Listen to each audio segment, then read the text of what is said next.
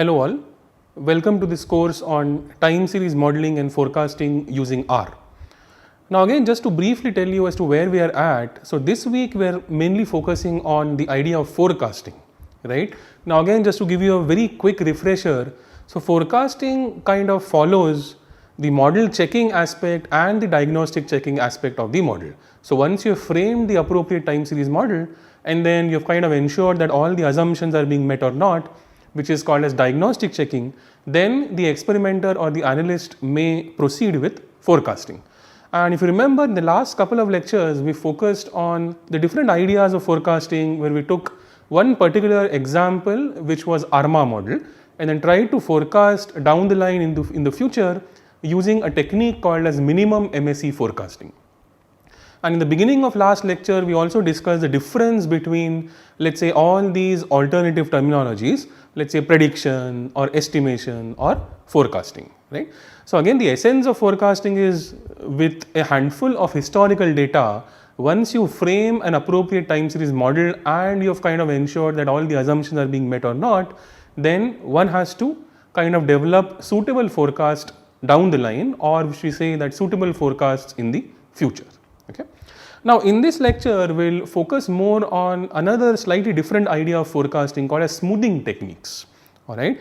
And in this slide in front of you, you can see that one can actually work with all these different kinds of smoothing techniques, starting with, let's say, simple moving average smoothing or exponential smoothing, or the third one is, let's say, double exponential smoothing, or in other terminology, it's also called as Holt's method. And lastly, one can focus on something like triple exponential smoothing, which is also called as Holt-Winters kind of an approach, right?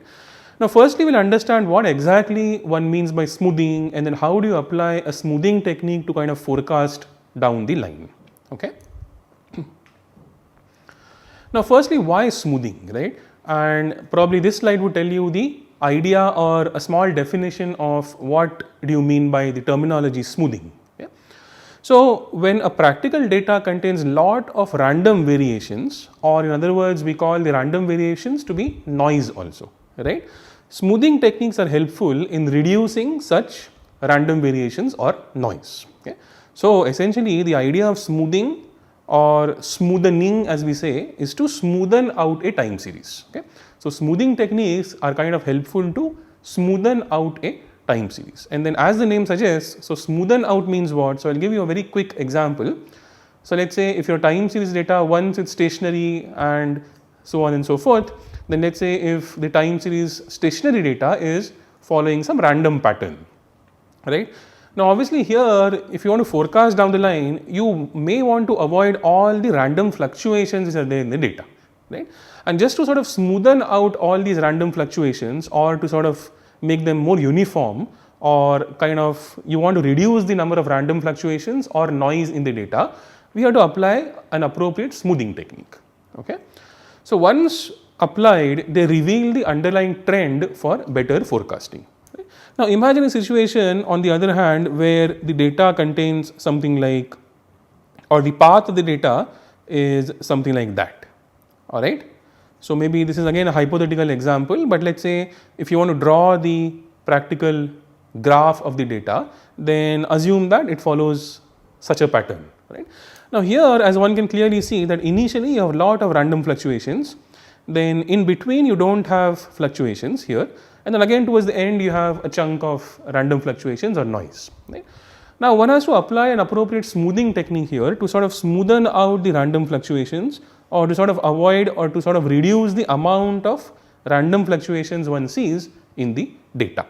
So eventually, once you apply an appropriate smoothing technique, probably this graph may look like this, where the number of fluctuations are kind of less, right? So can you see the difference now? And then this kind of a graph is able to reveal the underlying trend much more predominantly.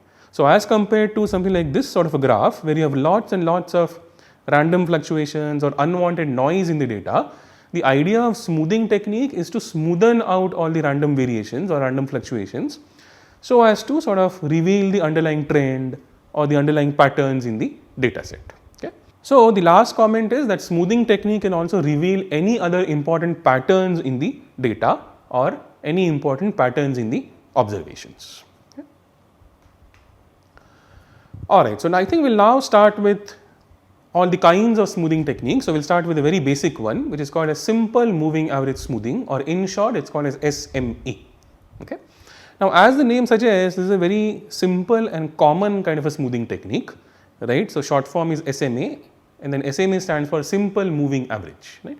I am pretty sure that if somebody is into trading, or let us say if somebody is into investing, and then you have some idea as to how the stock price of a company moves, or what exactly are candlestick charts and so on and so forth.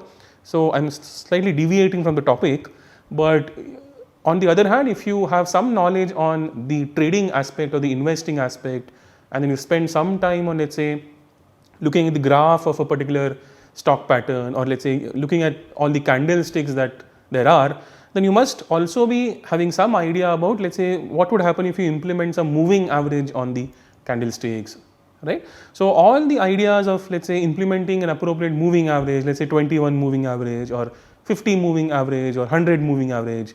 So, applying a moving average on the underlying price chart or the price series is nothing but smoothing technique. Okay. Now, I think the definition would be kind of very easy. So, a smooth series is derived from the average of the last k elements of the series, right. So, under this SMA, or simple moving average kind of a smoothing, how do you actually obtain the smooth series? So, the smooth series is derived by simply taking the average of the last k elements of the series, and here this k stands for the order, right. So, the k stands for the number of items in the past over which you have to sort of average out, and then take the average of the last k elements. Okay. And then this is a very simple description. So, ST is the smooth series, let us say. So, ST equals the average of the past k elements. So, if you are currently sitting at YT, which is the current observation, so what would you obtain if you take the average of the past k observations? So, YT plus YT minus 1 plus YT minus 2 up to YT minus k divided by k. Alright. So, a simple looking formula, and hence the name simple moving average smoothing. Now, immediately I can write down a few special cases or a few shorter versions of this ST. So, let us say what would happen if k is 3, right. So, if k is 3, this would be nothing but YT plus YT minus 1 plus YT minus 2 divided by something like 3 here. Okay. Or in other words, if you have, let us say, k equals 4, then my ST would be nothing but YT plus YT minus 1 plus YT minus 2 plus YT minus 3 up to YT minus 4, and then divided by 4. By the way, here I've missed one observation here. So, let us say this would extend to YT minus 3, because YT is my current observation, and then you want to average over the last k elements of the series essentially, right. So, this is one way, or what you can do is you can take t minus k. So, if you have to stop here, so t minus 2, so this would be t minus 3 and then plus 1. So, let us say t minus k plus 1, something like that. Okay. So, this is the idea of simple moving average smoothing basically. Now, here we will very briefly discuss a practical example, and then this practical example is Google's stock price, right. Now, again, a short while back we discussed that if you have any information about how the candlesticks behave or how the price behaves of a particular stock, then you must have followed such a graph in your lives, right. So, let us say the underlying shows the price pattern of the Google stock, and then on top of that we have tried to fit all these different SMAs or simple moving averages on the underlying Google stock price, right. And then each color kind of contains some importance in a way that each color denotes different smoothing windows. For example, the blue color we are averaging over the last 10 elements only. In the red color we are averaging over the last 20 elements, etc. And if you look at the last one, which is given by yellow, we are averaging over the last 200 elements, right, and then proposing the smooth series value, right. And again, inside this graph you can actually see different curves having different colors, right. For example, green one here or yellow one is right there, right. Now, just for a second, if you pause the video and then just kind of digest this entire idea about implementing some moving averages on an underlying stock price, then out of all these different colors or all these different curves, which curve do you think is smoother as compared to the other colors or as compared to the other orders? So the answer to this question would be yellow, right? Because if you look at the yellow curve, where the order is the maximum, which is 200 by the way. So the yellow curve is all this curve that you see here, which is much more smoother than something like the blue curve. So blue curve you can't even see here, because blue curve is so matching with the data. In fact, the blue curve one can actually visualize here, for example, or here. So can you see that the blue curve is almost on top of the price and then moves exactly as the price does. And why is that? Because the averaging window or the window size is small there, which is just 10. Okay. So what happens is you are basically proposing one value for every 10 past values, as opposed to something like the yellow curve, where you are proposing one value for the last 200 observations. So if you are proposing one value for the last 200 observations, don't you think that you will have a smoother curve as compared to, let's say, something like the order being 10, alright. So this is the idea. So depending on what the order is of the moving average which is applied on the data, you will either get a less smooth curve or a smoother curve there, okay. Okay, so now I think we will discuss another kind of a smoothing technique which is slightly different from SMA, which is called as exponential smoothing, or in short EMA, okay. So short form is EMA, and then EMA stands for exponential moving average, okay. So again it sort of relies on the idea of moving averages. So earlier we discussed SMA, so SMA stands for simple moving average, and on the other hand now we will talk about EMA, which is called as exponential smoothing technique or exponential moving average, okay. So what exactly is the difference between EMA as compared to SMA? So we will find out now, okay. On one hand, SMA smoothing uses equal weights to all the observations, isn't it? So again, just for a second, if you go back to this formula here, then you don't have different weights for any of the observations. So this is a very, very simple looking average or standard average, right, of the last k values, alright.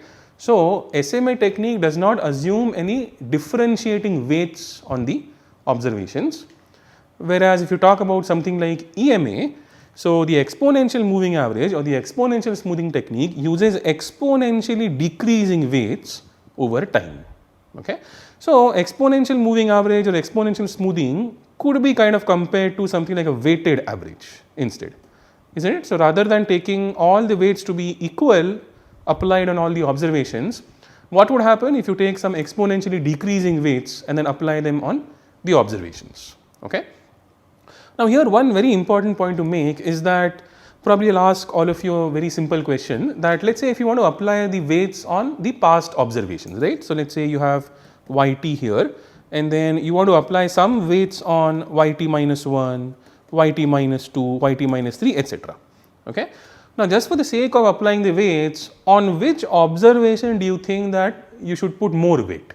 So would that be something like yt minus 1, or would that be something like down the history, something like yt minus 10 or yt minus 15, whatever. But my question is, on which observation would you put slightly more weight? Now again the obvious answer or the common sense answer would be the very recent history, right, or the very recent past, which is yt minus 1, right, and this is exactly what we will do. So we apply more weight here on the very recent history, because we kind of assume that history would repeat itself. So something which happened last month or something which happened, let us say 2 months back, I should give more weight to those observations as compared to something which happened, let us say 10 months ago or 15 months ago or 20 months ago, and so on, right. I will give you one very easy example in this regard. So let us say you are dealing with monthly temperatures, right, and then you have a data of all the monthly temperatures over, let us say 5 years or 10 years. Now let us say you want to apply the exponential smoothing technique or the EMA, and then you want to apply on the temperature data. Now let us say currently you are sitting in October, and then my question is, on which month or to which month's temperature data should you apply the maximum weight?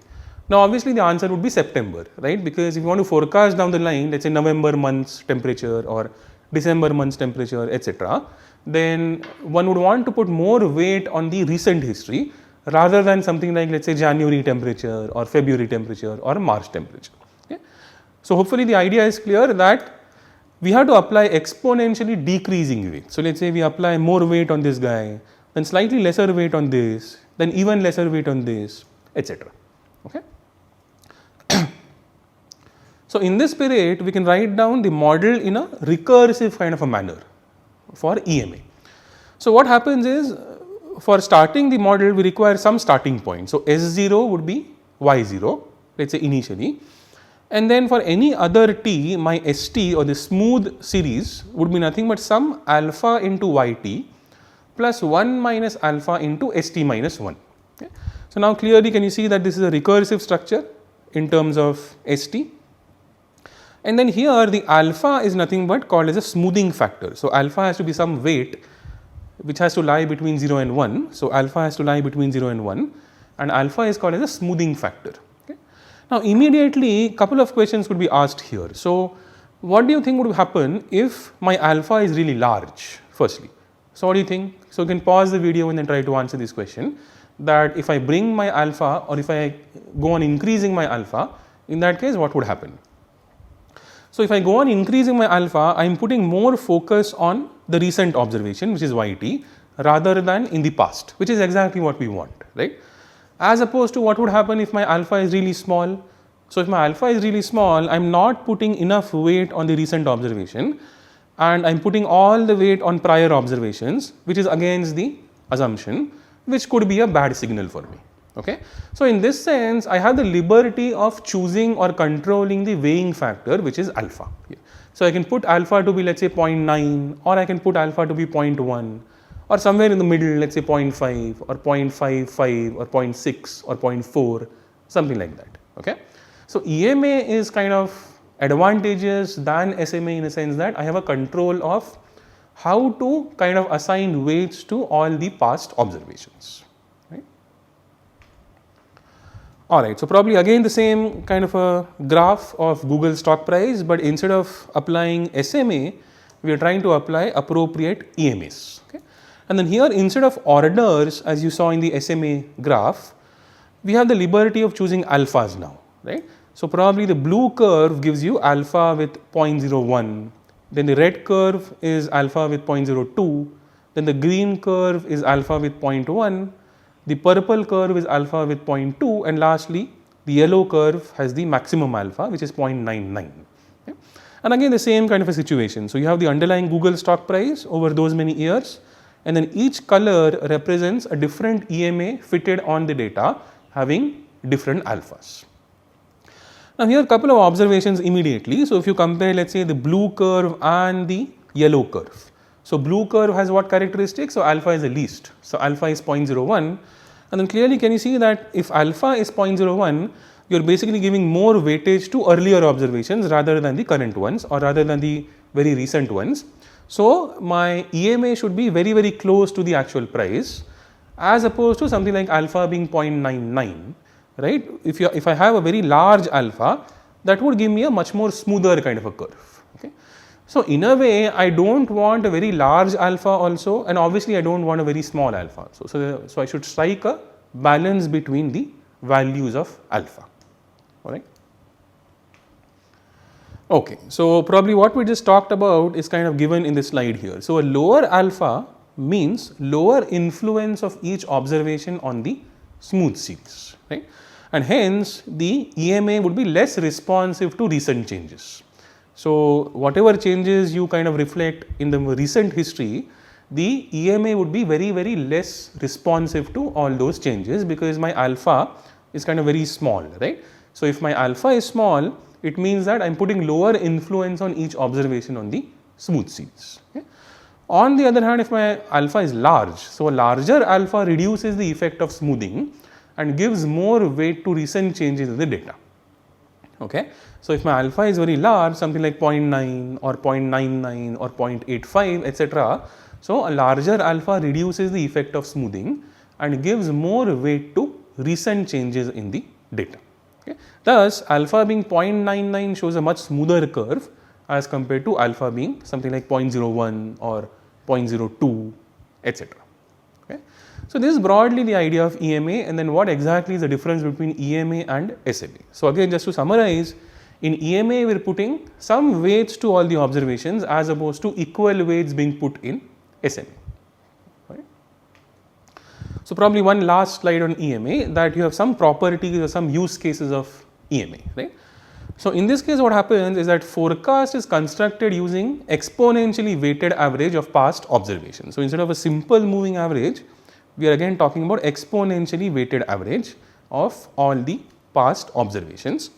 Second point is more recent values to have greater influence on the forecast, which is exactly in line with the assumption we have that the recent history kind of has a tendency of repeating itself in the sooner future rather than the past, right. And then exponential decay of influence of past data. So, the recent data point is the most influential, then the influence kind of decays exponentially. Okay. Yet the EMA technique is simple, computationally efficient, and then the ease of adjusting to changes in the process being forecast with reasonable accuracy. So, here one point to make is that how can one adjust to changes in the process? So, by applying different weights immediately, right. So, rather than applying, let us say, a weight of 0.8 initially, if I see that the data is kind of shifting or the data has some structural changes in the near future, I can change the weighing mechanism so that the recent observation now has a weight of, let us say, 0.7 or 0.9, which is different from the earlier 0.8. Okay. And last point is allows to determine influence of recent observations on the forecasted values. Okay. Now, what exactly is the model aspect of the underlying EMA? So, now since EMA is also used in forecasting, one can get the following equations. Okay. You have to assume these two characteristics. So, let us say ST equals YT plus 1 hat. Now, remember from last lectures, what do you mean by YT plus 1 hat? So, YT plus 1 hat is the one step ahead forecast. Okay. Similarly, my ST minus 1 would be YT hat. Okay. Thus, can I rewrite the earlier equation that we had? So, if you go back couple of slides, this was the initial EMA equation that we have. So, ST equals alpha YT plus 1 minus alpha ST minus 1. So, can you sort of replicate the ST and ST minus 1 in terms of some hat values?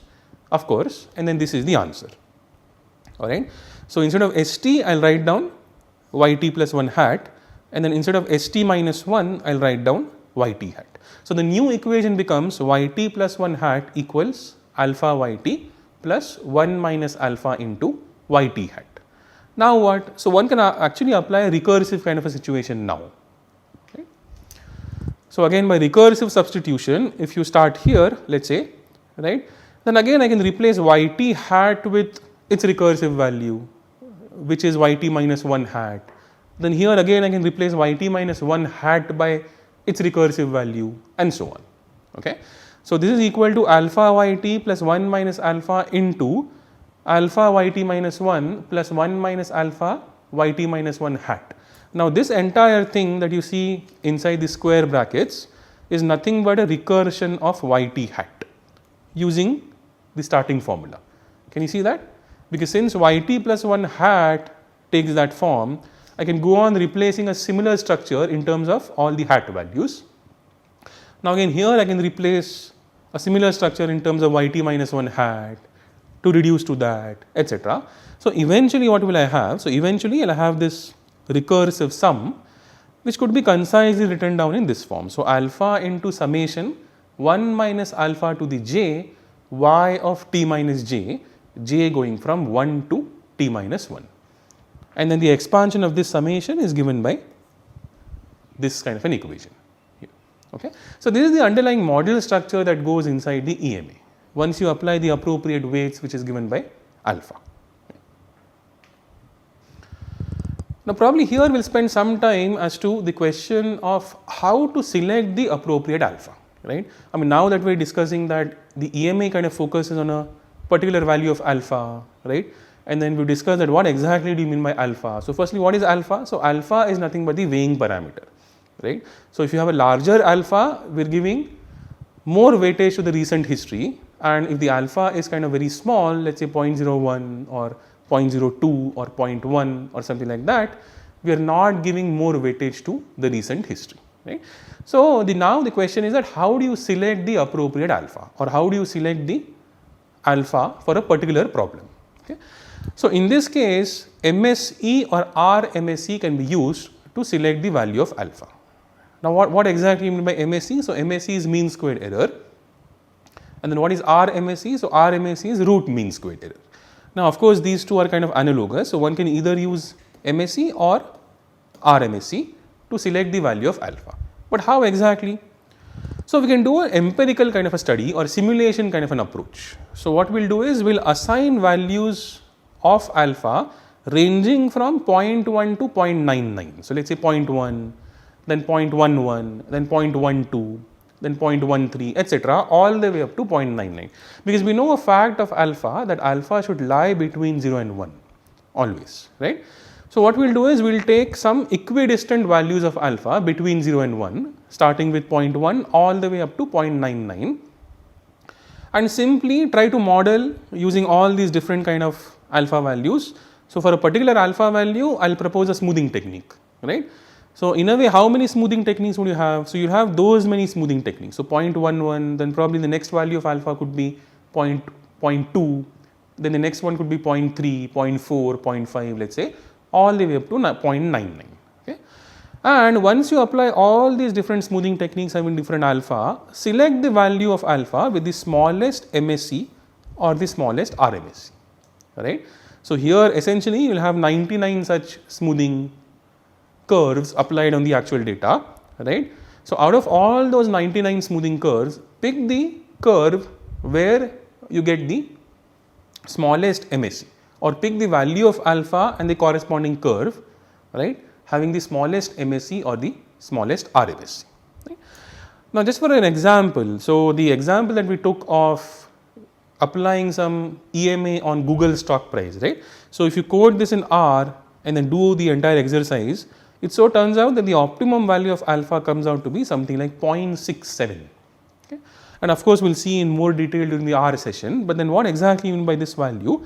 It means that out of all these different fitted EMA on the Google stock price, the EMA curve or the EMA smoothing technique having this alpha value of 0.67 produces the least MSE or the least RMSE, right. And probably in the last lecture or a couple of lectures back, we studied that MSE or RMSE could be a criteria of comparing the forecasts or criteria of comparing the model fits, alright. So, this is one point to remember, that how do you select alpha. So, alpha should not be kind of put randomly, right. I mean, we have seen the drawbacks of that. So, if you pick alpha to be, let us say, really high 0.99, you also have a drawback. If you put alpha to be very small, it is a drawback in its own sense, right. So, one should always strike a balance, and then depending on the practical data or the nature of the data, one should select the alpha rather than proposing alpha and then trying to fit the model using that alpha only. Okay. Alright, so probably now in the next lecture we will kind of extend the idea of smoothing techniques to, let us say, double exponential and then triple exponential, etc. Okay. Thank you.